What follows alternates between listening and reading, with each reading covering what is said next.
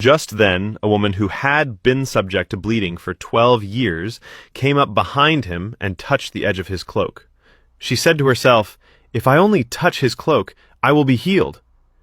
Jesus turned and saw her. "Take heart, daughter," he said. "Your faith has healed you." Matthew 9:20-22, KJV.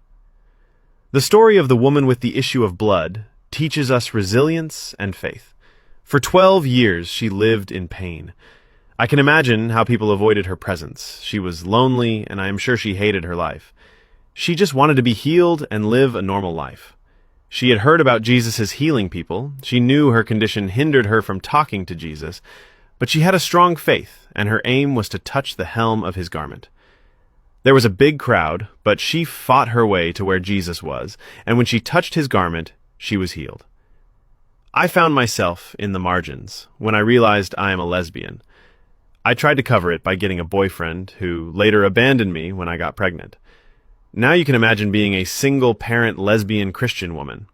I had to remain in the closet and fight it alone. I avoided being around people, but to know my daughter needed me gave me all the reasons to move on.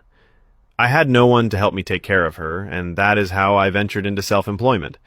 I started by hawking fruits with her on my back. I used to deliver fruits from shop to shop, but there was this particular lady who was a daily customer. She had a cosmetic shop, and after a hard day, I would go and relax at her place. We became very close, and at times she could tell me to step in for her when she was busy.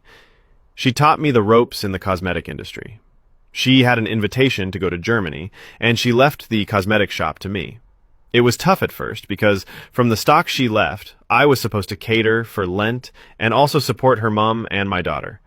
By the grace of God, I got a grant from Parity that enabled me to restock my business, and now I am supporting queer persons in this field. How many times have you tried to put your life back together and failed, while you have prayed for so long without an answer?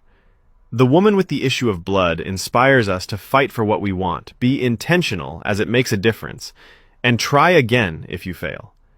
In our lives as queer persons, we fight every day for existence. We fight for freedom to live in this world and be treated like human beings.